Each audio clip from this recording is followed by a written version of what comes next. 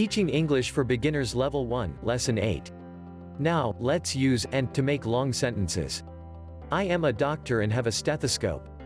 I am a soldier and have a gun. I am an accountant and have a calculator. I am an electrician and have a screw. He is a carpenter and has a wood-cutting machine. He is a farmer and has an electric plow. He is an economist and has a pen. He is an actor and has a mask. She is a teacher and has a book.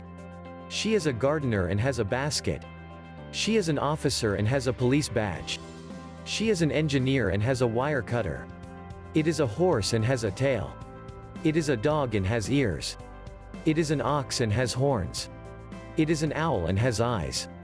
We are drivers and have taxis. We are pupils and have classes. We are investors and have money. We are operators and have microphones. You are a hairdresser and have scissors. You are a geologist and have a magnifier. You are managers and have offices. You are operators and have computers. They are girls and have glasses. They are men and have suits. They are books and have pages. They are cats and have claws. The end. If you liked the video, don't forget to push the like button. Subscribe, share the video with your friends, and send your comments and questions to answer them by making more videos. See you on the next video.